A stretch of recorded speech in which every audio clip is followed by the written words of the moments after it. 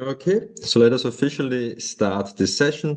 I'm very excited to introduce Lucrezia Ravera from the University of Turin as our next speaker. So Lucrezia today will talk about galaxy rotation curves, and she will argue that gauge-invariant approaches, or specifically the dressing field method, is crucial for understanding this behavior. As you know, this is part of a kind of mini-series on gauge-invariant approaches and dark matter. So Lucrezia and Jordan have worked on this. Axel has worked on this. Next week, Axel will present his ideas on this topic. And today, Lucrezia will present her research on this. So we are very excited. We are looking forward to the talk. Lucrezia, the floor is yours. Okay, so thanks a lot, Philip, for this nice opportunity. Thank you, everyone, for being here. So let me just try if I can make. Do you see some rectangular? I will try to make this smaller. Let me try just. Okay, perfect. So I can see full screen too. So today I will present these works that are based on this paper published now on PRD, and also since it is pedagogical to the full development of this project, I will also explain you how to avoid the so-called boundary problem, what it is and what it is meant with gauge-invariant approaches, in particular with the dressing field method. But the main topic, as Philip was saying, will be that of how to raise, quote unquote, say, the galaxy rotation curves via the dressing field method, so via gauge invariance by means of the dressing field method. To give you just some context and motivation, so we know that in astrophysics, in particular in the study of galaxy dynamics, we study galaxy rotation curves, which means studying the orbital speed of stars and gas in galaxies as a function of their distance from the galactic center. And so theoretically, what happens is that typically one adopts some simplified models, some assumptions that I will also discuss. And if we use Newtonian gravity, we find out that the speeds should decrease with increasing distance from the galactic center. So this is what is called the Keplerian decline. On the other hand, what we observe is that rotation curves, in particular of spiral galaxies, they remain flat or even rise at large radii. And so that's why we introduce dark matter as a possible and commonly as the explanation for this phenomena. Here you can find some references. There are especially the reviews that we started having a look at to start digging into the galaxy rotation curves phenomenology and dark matter. This in particular was useful to me because it has a bibliographic part in which you can see how the literature is really classified topic by topic, because before proceeding, let me just tell you that, of course, dark matter phenomenology is a wide topic. And of course, here we will focus only on galaxy dynamics and on galaxy rotation curves. So we will not dig into like CMB anisotropies and other relevant topic, most relevant topic in the dark matter phenomenology. And I will focus in particular on the model that we have developed in this context. So in our work, what we did was to present a manifestly invariant formulation. Manifestly invariant, in particular, it is a general-relativistic setting, so under diffeomorphism, via the dressing field method. We have applied this tool to general relativity, to a general-relativistic setting in which the main field is the metric. We consider the metric to be there, plus 4 scalar fields that will represent the 4 velocity of dust field, and this will be reminiscent of scalar coordinatization. And those scalar will provide the dressing field for achieving diffeomorphism invariance, and they will act as a physical reference frame, as a physical reference system to build this gauge invariant formulation. And so I will discuss how to build this model. Now we show you that when we apply this to the study of galaxy rotation curves, we can say they can be erased, reproducing the effect that are commonly attributed to dark matter. We will have still a Keplerian term plus a constant term that will in fact mimic dark matter, but with purely baryonic matter in our setting. So first, I will introduce the dressing field method for diffeomorphism, because it can be applied to gauge field theory, to gauge symmetries, and to general-relativistic physics. What we will be interested in is general-relativistic physics. And I will show you how, in this way, the theoretical part of this study is actually, I can say, started with the study of the so-called boundary problem. And we were interested in showing how, I will explain what I mean with this, how this can be dissolved by thinking relationally, and therefore applied to general-relativistic physics plus scalar fields by building the relational gravitational field, technically by means of the dressing field method. And then if you take this theoretical setup and you apply it to the model that we discussed, so GR plus scalar field, and we study the astrophysical aspects, in particular the galaxy rotation curves, we ended up with these results on dark matter phenomenology, say. And so after reviewing this theoretical part, I will discuss how we did it. So we considered the bare Schwarzschild metric to provide the baseline geometry. There will be several simplifications to study the model. Some of them, they are commonly done just in the study of rotational curves, so I will adopt them. And then I will show that the scalar profile, in fact, with the dressing allows to corrective constant term that raises these galaxy rotation curves. And after developing the theoretical setup, what we did in this model, what we did was to compare with the results that we obtained with the dressing field method, to compare them with observed rotation curves that were extracted from the Spitzer photometry and rotation curves database from the SPAC database. So first of all, let me start from the boundary problem. In general, we may formulate it in general-relativistic gauge field theory, meaning in a setup in which that is general-relativistic, in which we have diffeomorphism, symmetry, and gauge field theory. So together we have their gauge symmetry. So together we may call this setup general-relativistic gauge field theory. And a model is built on an n-dimensional manifold M. We have some field content, and we say that all of this is acted upon by the covariance group. In the most general case is diffem, and so the diffeomorphism and the gauge symmetry. In the purely general relativistic case that we will consider, it will be just diffem that we will be interested in, but just to be general. And then we consider such a theory over a bounded region in general with some boundary denoted in this way. So what happens is that we can find in the literature several statements that we may call the boundary problem. That is that diffeomorphism and or gauge symmetries are broken at the space-time boundaries. And this means that we have some field configuration of functionals that are defined at the boundary, they are not invariant under the covariance group of the theory.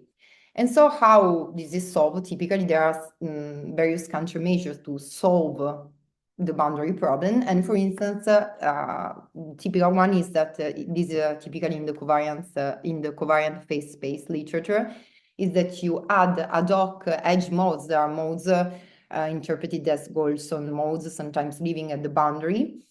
And those somehow cancel this breaking of the symmetry, cancel the terms that are left from this breaking of the symmetry. And sometimes they are claimed to be, in fact, in some literature, they are claimed to be essential new symmetries of gravity, corner symmetries, and to reveal some new paths to quantum gravity. So this is a typical strategy adopted. And in fact, if we dig into the literature, we can find in several areas of research this statement, also in areas that typically are not connected. For instance, in this paper on local phase space and edge modes for diffeomorphism, in fact, for diffeomorphism invariant theory, here we see that traditional phase space construction for subregions are not invariant with respect to diffeomorphism that act at the boundary. And therefore, to remedy this problem, we add some edge modes that transform in such a way to cancel the contribution that we don't want there to achieve invariance. Here in this other paper, a PRD paper, in a point in it, we find this statement again, presence of boundary breaks gauge symmetries in this case. So we add edge modes at the boundary to cancel these contributions. And again, it has been acknowledged for quite some time that boundaries can break gauge invariance and thereby turn gauge degrees of freedom into physical ones. We introduce a new boundary field to achieve invariance, and those new boundary fields are the so-called edge modes. And here, again, same procedure, edge modes introduced in such a way to cancel, to restore gauge invariance. And also so this is like, was more like a covariant space literature. While here we have string field theory literature. So on the side of string theory and more of a string field theory, very specific, we find still the same problem. So we have to achieve a gauge invariant formulation, and we had some suitable boundary degrees of freedom to do this. And so again, the edge modes come into play to achieve the gauge invariance. There are fields, modes living on the boundary, and they allow for this procedure. Again, several literature with the same statement. So from the fact that gauge or diffuse symmetries are broken at the boundary, how to restore them with ad hoc fields from the outside living at the boundary. But we showed in this paper that is now accepted on PRD that there is actually not such a boundary problem, in the sense that if one thinks relationally of physics, there are ways to just directly dissolve it without even having to formulate it. And this is so because we can see that this is the boundary problem is actually equivalent to Einstein's famous whole argument in general-relativistic physics, and also in its generalization to gauge field theory and general-relativistic gauge field theory. The whole argument is an apparent ill-positedness of the Cauchy problem. It breaks down determinism.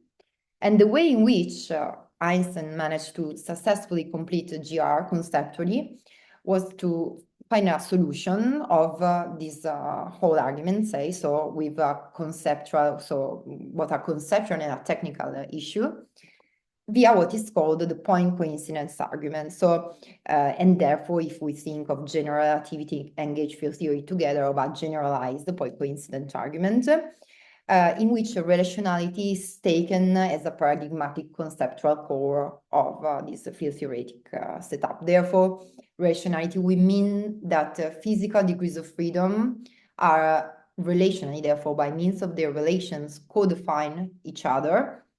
And so this is the lesson that we take from the point coincidence argument, and the way in which we can actually translate it conceptually.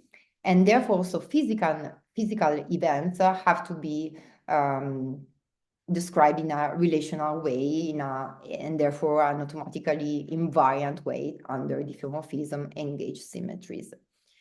And in this way, we will see also the boundary problem can be diffused. The only problem remains the fact that in general-relativistic gauge field theory, relationality is only tacit in the standard formalism. It is encoded somehow in the covariance that is manifest under the covariance group of the theory.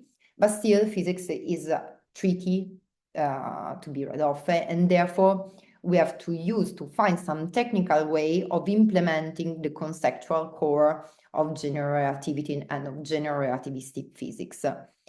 This can be done via the dressing field method, which is in fact a mathematical tool which allows to implement relationality in a manifest way with an invariant reformulation of general relativistic physics. And therefore, we have discussed in several works already, but especially in this work with Philip and Jordan, how the dressing field method allows to technically implement the point coincidence argument via the construction of invariant dress variables that lives on dressed regions themselves. This is crucial for the general relativistic setup. And so this will be also the tool that we will use. So first, I will show you now what's the whole argument, how to solve it with the point coincidence argument.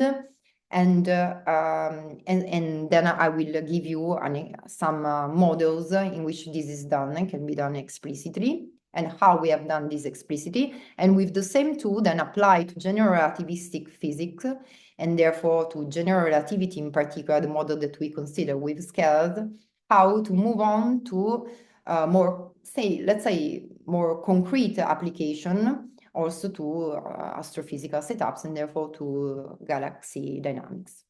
So the core logic of the whole argument, and in particular, it can be applied to internal gauge symmetries and general relativistic physics, and then generalized for general relativistic gauge field theory, is that we think of the field equation of a theory. This is formally written in this way.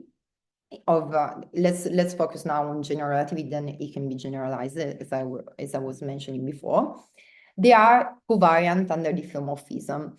Then if we have a solution, we can write a diffeomorphic one in this way for any diffeomorphism of M. And since under diffeomorphism, we can rewrite the form of the field equation in this way, we still have, again, we have covariance under diffeomorphism. Now we can consider two solutions, phi and phi prime, in this way that belong to the same diffeo orbit. So meaning that they are diffeomorphic, we can transform one into the other in this way. They are related in this way. And we consider the diffeomorphism to have a compact support, and we call the support the psi in this way. And this will trace our whole on manifold. And so we will have that the solution is the same. Before we encountered the whole, and here we have different solutions. And so it seems, therefore, that we have an ill-defined Cauchy problem. We cannot uniquely determine the evolution of the solution within the domain, within the whole. And so we have indeterminism. So how to solve it conceptually? This is the key conceptual insight from the point coincident argument, is that the physical content, so what is physical, and therefore will be deterministic in our theory, is just the pointwise coincidental values of fields. And those are invariant under diffeomorphisms, therefore meaning that all solutions within the same diffeomorphism orbit will represent the same physical state. And we have that the degrees of freedom, the physical degrees of freedom of the theory, evolve in a deterministic way. And this notion is encoded in what is called, say, in physics, we call those invariant, relational, if you want, invariant and deterministically evolving degrees of freedom, the equivalence classes under the group that we are considering. We denote them in this way. And so in the same way in which we can build, then therefore with the Dressing field method technically, but we can construct these invariant variables, in the same way the points of the manifold itself, so of what sometimes is called the space-time manifold, but actually it's just a mathematical manifold that we introduced. They are not the physical spatio-temporal events, but the points that are physical and therefore they are physical space-time are defined as the coincidence of physical degrees of freedom. So physical space-time is represented in general relativistic physics as a network of relations among physical fields that is invariant under diffeomorphism. So we refine in this way our notion of space-time, not as the space-time, the bare space-time manifold, but with something that is co-defined together with its field content and is therefore physically and diffeo-invariantly defined. And the same logic that we have here for the whole argument, we can see that the same logic applies to the boundary problem, either for diffeomorphism or for gauge symmetries, because when we formulate, in the moment in which we formulate boundary problem, we commit the same conceptual mistakes, say, as for considering bare object and therefore for the whole argument. So we consider, first of all, the fields to directly represent this symbol, this phi here, to directly represent the physical fields, the bare object and not the invariant one, while the physical fields will be invariant. And also to consider the manifold itself, M, and its anyway, its bounded region and their boundaries as the physical entities that exist independently of the fields. And so in the moment in which we realize that the physical degrees of freedom have to be physically, relationally, and invariantly defined, this problem, and also the same has to apply, of course, to the bounded regions. So the bounded regions have to be field dependent and invariantly, relationally defined. In this way, the boundary problem itself evaporates, we can say. So we can not even formulate it, not even need to solve it, because we don't even come to formulate it. One way to do, the way that we adopted to do this is technically, is the addressing field method, that is the technical way to implement this conceptual core of general-relativistic physics. Therefore, relationality manifests Diffeom-invariance. And it is best applied in a differential bounded geometric framework. It is where it is more powerful, I would say, as we formulated with Jordan in this paper. We applied it to several models. And here is just an intuitive view of what happens in field space seen as a bundle. In the rest of this talk, I will not use its bundle geometric formulation, but it's just to intuitively see what it means and how it is different from another mathematical tool in physics, that is gauge fixing. So here we can see the space of fields as a bundle acted upon with the gauge group, and this is the moduli space.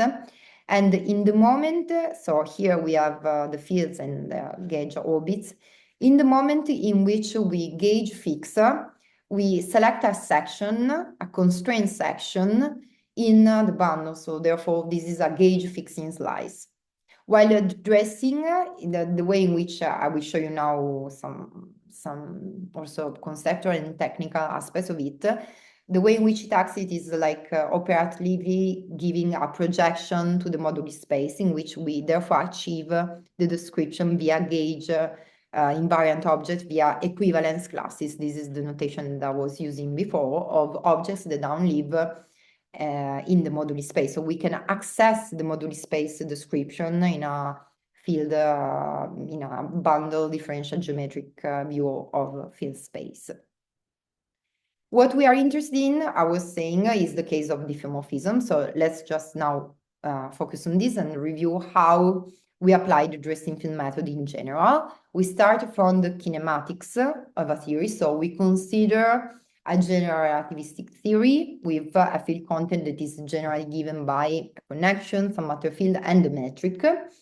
And they support the pullback action. The group of diffeomorphism act via pullback on them. That is, we write it in this way. Then, if we can find a dressing field for diffeomorphism, we can dress those fields and make them manifest invariant object. And a dressing field for diffeomorphism is a smooth map that has to transform in this way under diffeomorphism. Again, when we define an object, it is defined by the space in which it lives and the way in which it transforms. So this is the way in which a dressing field has to transform. And most importantly, it has to be extracted from the field content to give a relational interpretation of our formulation. One may also think, okay, I can add a field, an ad hoc field from outside of our field space, transform it that way, in such a way to build invariant object. Yes, this is what we would call an ad hoc dressing introduced from the outside. But this is also meaning that you are actually enlarging your field space. You are changing your field space to add this field. So you are changing your model. And to really have that fields are relationally defined and therefore the dressed objects are invariant and they codify each other in a background independent way, and only with the degrees of freedom of our original field space, we have to extract this dressing from our field content. There are several ways in which we can do this. I will mention some in a while.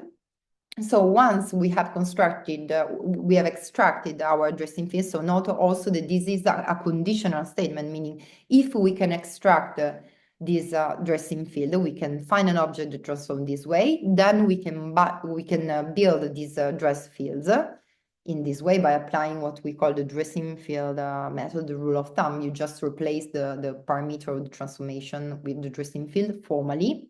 Even though the dressing field and the parameter live in different space, the dressing field is not a gauge or a diffuse parameter, but formally you do this replacement. You write this field, and those are manifestly invariant under diffeomorphism by construction. And what's also important to mention at the level of general-relativistic physics and of, therefore, diffeomorphism symmetry is that those dressed objects now are not defined on the bare manifold, but they are defined, they live on field-dependent dressed regions. And so we take the way in which the region transform under diffeomorphism, we build the dressed regions in same, again, by applying the dressing field method, the rule of thumb. Those regions are invariant under diffeomorphism. So what we get is both field theoretic variables, if you want, fields that are dressed and invariant, and the same for the dressed regions, so for now the dressed, the physical spacetime on which they live. And once this is just the kinematical level, then we can consider the dynamics of the theory, and we have to. And so given, if we manage to extract a dressing field, so given a dressing field, we take the dressed Lagrangian to be defined in this way. So again, we take the way in which the Lagrangian, the bare Lagrangian transforms under diffeomorphism. We replace the parameter by the dressing formally, and we get a Lagrangian that now is strictly invariant under diffeomorphism by construction. Its field equation will have the same functional expression as the bare ones, but now they have a well-posed Cauchy problem. So it's the way in which we implement technically the point coincidence argument, and therefore they are deterministic. This means that they have the same functional expression, means that they look the same formally. Of course, if you unfold the dressing, and so you see the way in which they are written in terms of the bare quantities, plus the operational unfolding of the dressing, you will see the difference with respect to the bare ones. And this will be crucial in our analysis of galaxy rotation, because actually not at the level of field equations, but at the level of saying, okay, I have something that is invariant, that is in this case diffeomorphism, and it has some formal expression that may look like the bare one, but actually if I unfold the dressing, I see the differences. And in fact, we take the perspective that under this perspective, under this analysis, the observations, so the theory that has to be compared with observations with experiment is the dress one, is the relational one. And so all of this reasoning of dressing both the fields and the region, and having dressed fields and dressed Lagrangians and dressed regions is justified also by integration theory. In fact, this is the way in which, this is the integration theory, is the way in which, if you want, we write the dynamics. In fact, in the moment in which we write the action is invariant. We write it as the integral of the Lagrangian over the region. We write how they both transform, and we have the diffeomorphism action and diffeomorphism Lagrangian. By means of the dressing field method rule of thumb, we get this is formally the same form as we were saying before. The action, of course, will remain, it is already an invariant object, so it will still, of course, be invariant, not only because it's dressed, but because it's invariantly defined. But the Lagrangian, the object themselves, by means of which we write the action now, they are separately, but the regions and the Lagrangian invariant under diffeomorphisms. And so those are taken to, in particular, the dressed regions represent the physical regions of spatio-temporal events, and also the physical spatio-temporal event itself can be written in this way as a diffeomorphism point, and therefore manifest implementing the point coincidence argument. And all of these, so the way in which we then have to think of our physical spacetime, so a physical Lorentzian manifold is this, but the bare manifold now dressed with so field dependent and invariant, and the metric in the case, in fact, of general relativistic physics, that's the field that we have to have there dressed. So this is something that we discussed in detail in the last our paper with Philip and Jordan. And so now all of these that we discussed for general relativistic physics can then be extended to general relativistic gauge field theory. Therefore, we consider both diffeomorphism and gauge symmetry together. We write a dressing field which contains both the way in which we construct it for diffeomorphism and for gauge symmetry. We dress the object with respect to both, and also the manifold are the same. So the lesson from this is that in a general relativistic setting, general relativistic gauge field theory or general relativity anyway, the physical boundary, the physical region, and the physical spacetime has to be relationally defined in a manifest invariant way, and therefore in this way we do not even formulate the boundary problem, because we cannot have that diffeomorphism or gauge symmetry are broken at the physical boundary, at the physical meaning relationally defined boundary. So we just solve the problem in this way. Now, how to make it concrete? So when we were saying before that in the moment in which we want to implement a dressing, we have to find a dressing field. So it is a conditional statement if we find this field, and anyway from the field degrees here we will work at the field theoretic level. So from the fields that we have at our disposal from the degrees of freedom, from the field theoretic degrees of freedom, we have to manage to extract it. And so once we do this, we can dress the theory. There are ways to try to extract it. One is that is the one that we will discuss for the galaxy rotation curves in a while, is the scalar dressing. So we consider a setup in which we have the metric and some scalar fields. We look at how they transform, and we notice that we can use, in fact, them to dress the metric, and they behave a genuine Diffeo dressing field. And another way in which we may try to do this is to try to extract the dressing field directly from the bare metric. And so there are tentatives in the literature to do so, and there are ways also to do so, to try to extract directly from the metric without considering metric and scalar fields and enlarging your field space. So this is just to show you, I will not dig into the technicalities of this computation, but also the fact that being conceptually, that applying the dressing field method to make manifest the gauge or Diffeo invariance is conceptually clear. So it's the way in which we define relational general relativistic physics, physical boundaries, and we solve the boundary problem conceptually. Technically, then we have to implement it. So, and this is, you look at the way, as I was saying before, in which the field transform, and then you build the dressed object. What was particularly useful in this setup, to not to get confused also between components and forms, how you, which is always the object that you're dealing with, how it transforms, and how to build the dressed object. It was convenient to use a matrix notation, and then you look at the way in which all the objects of your theory transform. You introduce a kind of Jacobian matrix for the physical change of coordinates in the end, because somehow you are implementing a physical coordinatization, and you can do this both at the finite level, so just looking at how the metric transform under diffeomorphism, and also at the linearized level, so for infinitesimal diffeomorphism. We did both just to cover really all aspects, also all technical aspects of this problem. And so once we managed to do this, we have dissolved the boundary problem with the dressed metric in the end defined in this way. Regarding the bounded region, we have already discussed it, how we managed to build them in a manifestly invariant way.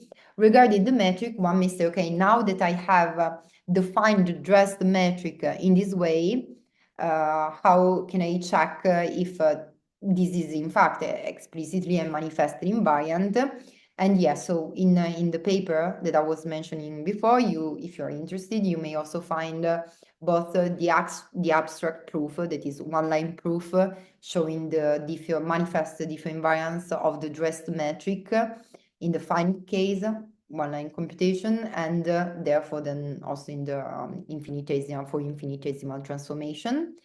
And then there is a more computational proof, we call it that way, which means that you are thinking here, I didn't put explicitly the indexes, the mu nu and the spacetime indexes, but you can perfectly do that in that way. So either an abstract, more geometric proof if you want, or you can do the computation explicitly and show that you have both invariance of the dressed metric in the finite case and in the infinitesimal case. So be sure that this works. And so now we can come to the model that we will focus from now on, and where we applied all the construction to study the galaxy rotation curves. So we can consider a field space in which the field content is the metric and the scalar field. And so matter will be described by those scalar fields. Somehow they describe the dust effectively. And there are 4 scalar fields, so to dress with respect to diffeomorphism. So we write the transformations under diffeomorphisms of this object. They transform in this way. And then we check if we have, with this field content, a dressing field for diffeomorphism. And in fact, the scalar fields transform precisely in the way in which we want. And this way, once we have a dressing field given in terms of, it's just the inverse map here, so of these scalar fields. So we use them as a dressing field. Therefore, we implement a physical coordinatization, and we consider them to be our physical reference frame.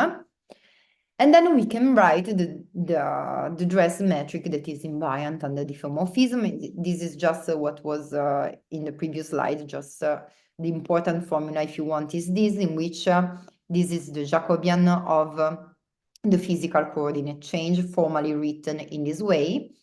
And the physical in this way, this GAB with the bar is the dressed metric, and we have to think of this object as the physical gravitational field in the coordinate system provided by the scalar fields.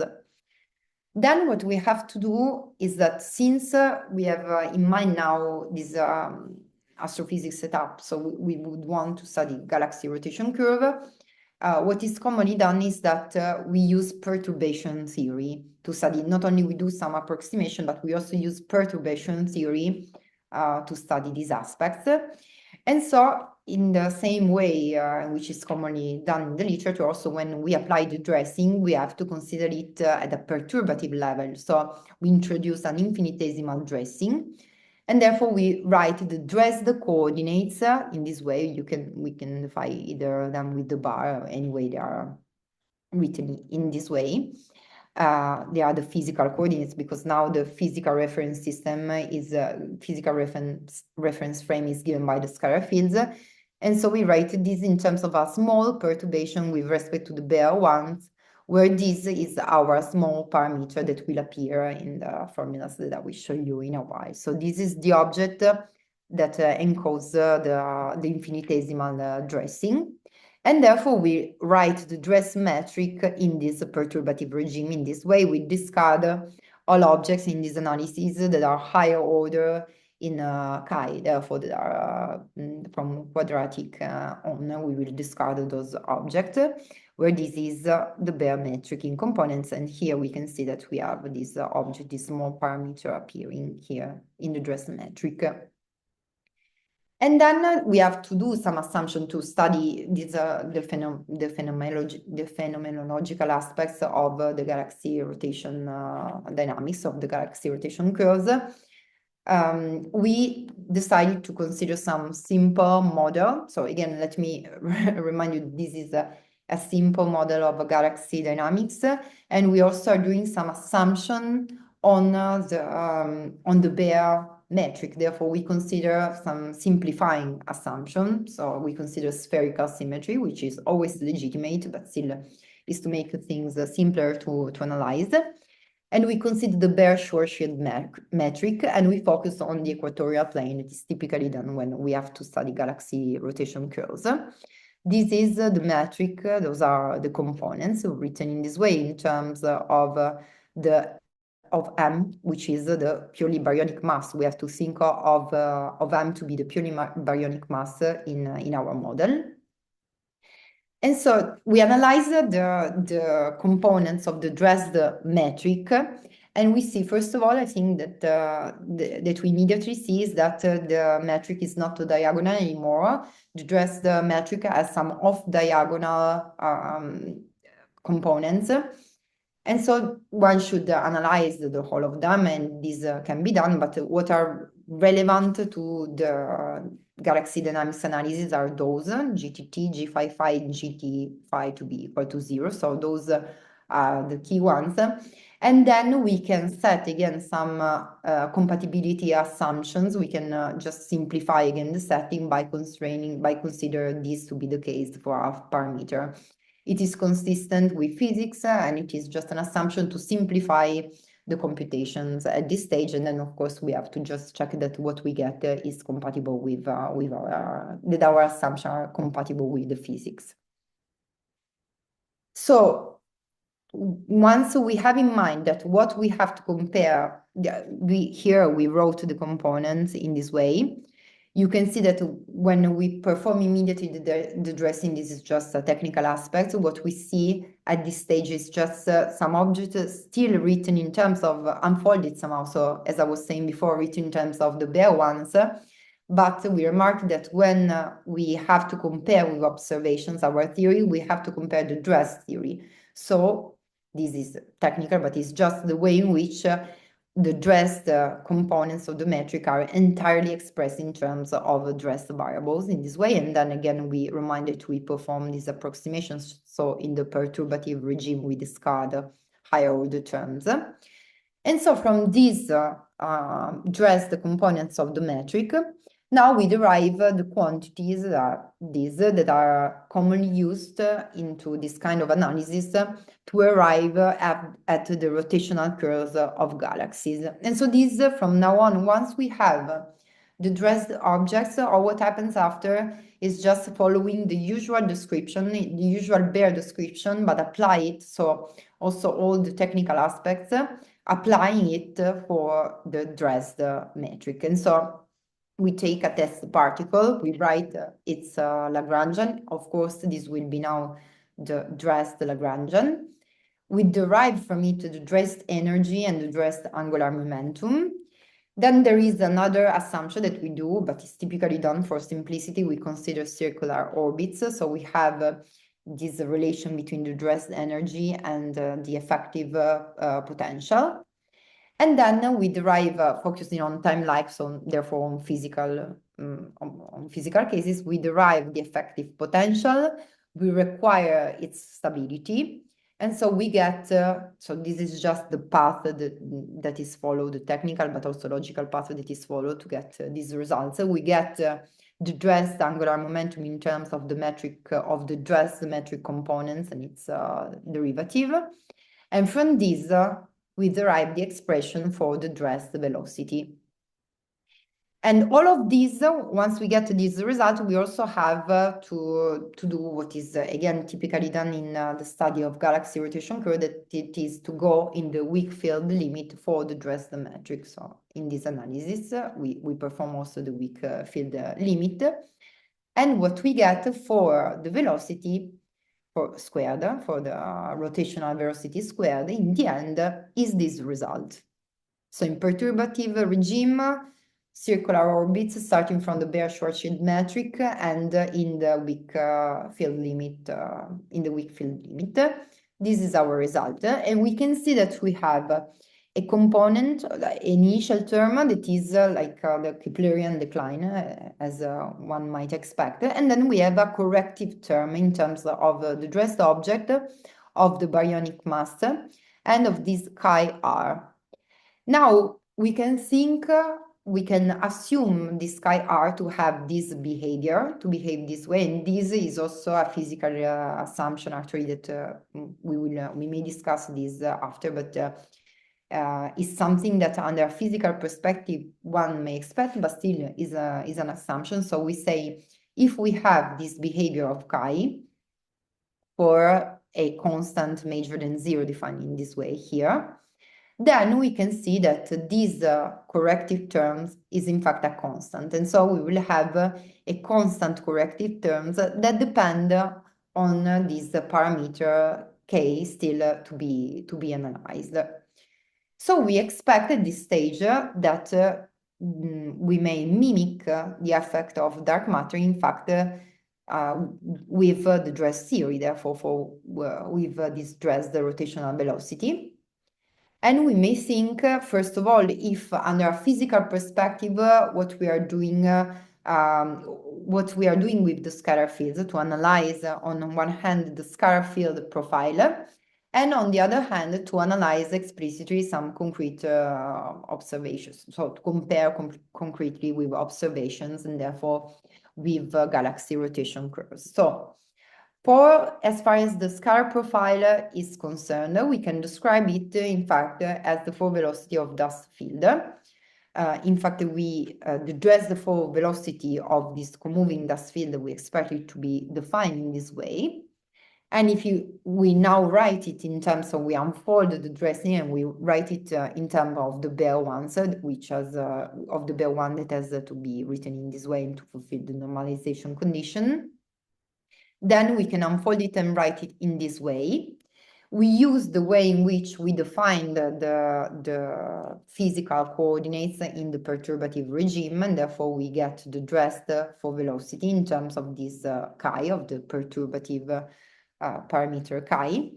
And then we compare all the constraints, say what we have consistently assumed for chi, and what we get from this analysis, and we get that in fact this can perfectly describe the forward velocity of dust field. So also concerning the normalization, if we take the dressed forward velocity, we analyze it, and in the weak field limit, in fact, we get this normalized in the way in which would be expected for a forward velocity. So the scalar profile, in fact, can be thought of as describing the forward velocity of dust field, at least effectively, phenomenologically. And then we can now think of analyzing this, what we did in the last part of the paper was so after analyzing the theoretical part was, okay, now we would want to compare what we have derived, so the dressing field method rotation curve, let me call them that way. What we have obtained, let's compare this with observed rotation curves of spiral galaxies. And initially we took, so this is the paper for, this is the paper that contains say that is at the origin of the Spark database, and this database contains a lot of data on rotation curves of spiral galaxies. Some are better quality, some are lower quality, say. And so we started from those two galaxies from the new general catalog, which are spiral galaxies with high quality rotation curves. And we extracted from this database the rotational velocities of the gas, disk, and bulge components of this galaxy. And we extracted this from the surface brightness distribution. So there are data in this database. We use them to extract these various components. And then we use them because we still needed to estimate the baryonic mass. So we used those data to estimate the baryonic mass contribution. We have rescaled this with mass to light corrective factors because those mass were derived in light units. So we derived, we searched in the literature for these corrective factors, we applied them, and therefore in this way we have derived the total baryonic mass of the galaxies, because again, we remind that we are thinking of having only baryonic mass and try to see if, in fact, with the dressing field method model, we can describe the galaxy rotation curves just thinking that there is only baryonic mass. So this is the rotational velocity obtained via the dressing field method, to be compared now with the observations, reminding that this constant term is a function, as we have supposed before, is a function of some parameter k. So these, I will show you now the plots. And so these are the two different galaxies that I was mentioning before. Here we have 43 data points, here 73 data points. So the highest number of data, the better it is to do our analysis. Also, we had a look initially at those galaxies that had the highest quality data, but then also pushed by the referee, and also because in the end it was just to check if there were cases giving maybe some anomaly with respect to these models, with respect to those two galaxies that we consider. In the end, we decided to check all the database, the complete database, and to analyze. So we took the data. These are the observation, the rotational velocity in terms of the radii. This is the mass profile, the baryonic mass profile that we derived for these galaxies. And so we have also, as I was mentioning before, so this is the baryonic mass profile that considers both the gas, disk, and bulge contributions. And we have implemented these mass to light corrective factors, which is typical again in this kind of analysis, just standard. So this is just the baryonic mass profile in case you would want to have a look. You will find all these plots in the paper. And this is the final result. So those are the plots for the two galaxies. Here you can see the black line is the observed curve. We have also put here the bare baryonic model just to show you really the difference, what would be expected with the Newtonian theory, therefore with the Keplerian decline. And in red, the curve that we obtain with the dressing field method, the fitted model. We have done a best fit parameter, and we have one parameter fit, in fact. So, and we see that it works, it fits well the curve, so it's kind of encouraging under this perspective. And we see different values of this parameter depending on the galaxy that we consider. And this is so because this parameter, we still have to dig into this analysis, because we didn't push till the point in which we can say, okay, how we can compare maybe this parameter with observation, because we may derive even this parameter from observation, and in particular from some matter distribution data on the galaxy itself. So, but this is what we get. We see that it's a small parameter, it's a small dimension full parameter, and the same order of magnitude. We also check the good quality of our fit with the R squared. It is a kind of analysis. We didn't use the chi-squared just because of the way in which the errors were provided in the database itself, and the way in which we could manage to use them in our analysis. So the best fit parameter and the result that we have obtained were good results, because these R squared should be, if it is measuring the quality of the fit. We can also discuss this in the end if you are interested on how it measures the quality of the fit. But essentially, if it is the closest it is to 1, the better the fit is. So you can see that this is the case. It's of a good fit. And this is a further analysis that we did, but it's just to compare the dressing field method residuals, which is the difference between the values of the observed velocity and those of those derived via the dressing field methods. And so this difference, of course, has to be consistently close to 0. So we don't expect the residuals in modulus to be big. And in fact, this is what happened. This is what we would get with the bare baryonic model, so with a Newtonian analysis with the Keplerian decline. It would be the difference between the values of the observed velocity and those of the theory will be rated at a large radii, while here we can see that they are close to 0 by using the dressing field method fitted model. And then, as I was mentioning before, we decided to analyze the whole data set. And here is just some of the plot that we did and that you can find in the paper. So for different kind of galaxies also, all spirals, but different kind, and they are categorized in different ways in this archive, in this database. We can see that K changes galaxy by galaxy, it remains small. And we also have always the R square that is signaling a good fit. And we have tried also with galaxies with less data point to see, of course, the curves itself becomes a bit more difficult. Also, the observed curve actually becomes a bit more difficult to read off in those cases.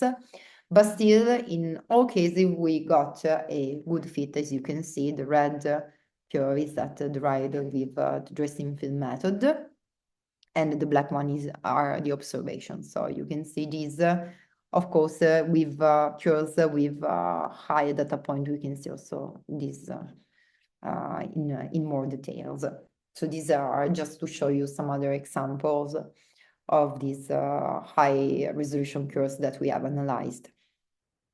So to conclude, in summary, we have seen a few things in this study, starting from the purely theoretical analysis, conceptual and theoretical analysis. So we have the dressing field method provides a way to implement technically relationality, in particular to produce a Diffeomorphism framework. And so conceptually, it implements the point coincidence argument as a solution to the whole argument of Einstein.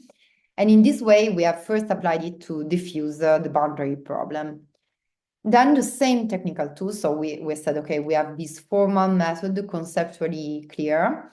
Now we would want to apply it to some models. So we may think of the simplest general-relativistic model with either only the metric, but in this case, we provided the metric and scalar fields as the fields of our model in such a way to be able to describe galaxy dynamics, so an effective astrophysical setup. And we have studied concretely, explicitly the rotational velocities, and we have seen that we have, if we follow the dressing field method procedure and under some assumptions, of course, and simplifications, we get a Keplerian term plus a constant correcting terms that allow to flatten the galaxy rotation curves and therefore mimicking with purely baryonic matter the effects that are typically attributed to dark matter. And in this framework, the scalars are in fact those objects that are seen as the physical reference frames. We have seen that they are subject to some conditions. They are compatible with dress for velocity of dust field, so they can effectively describe the full velocity of dust field. And they are the dressing fields allowing for this, if you want, scalar coordinatization or physical reference frame coordinatization. And what is interesting, as I was mentioning before, is that we obtained a good fit with it's only a one parameter fit, and this K parameter that we have is not universal, so it's different, for instance, from what one would get in MOND, modified Newtonian dynamics series, in which you're expected to have some universal constant, some universal constant. This is a parameter that we use to do the fit, is not universal.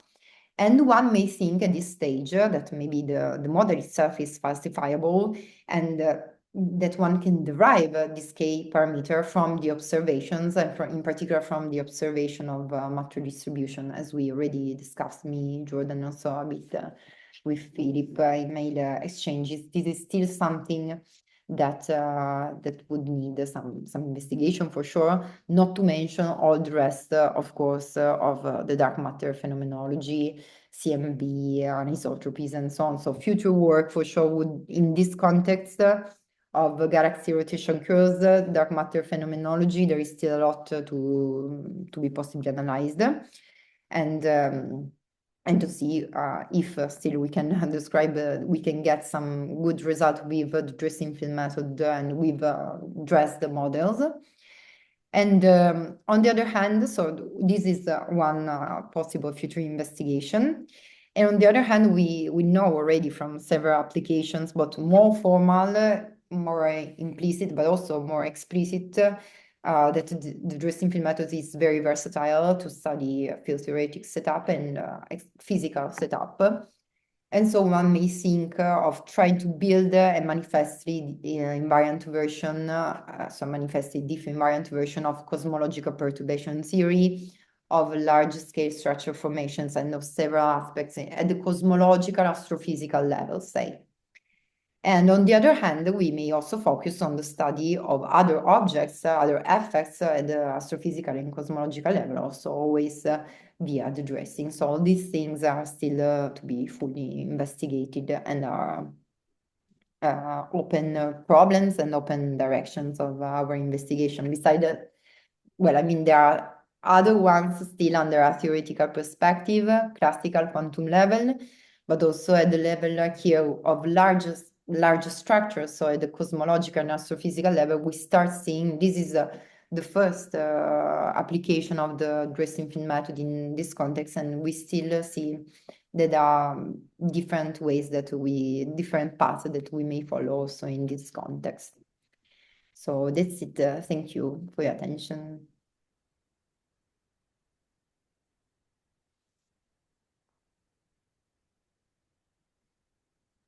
Okay, thank you so much, Lucrezia. This was a really, really wonderful talk. Super interesting. If you have questions, you can just raise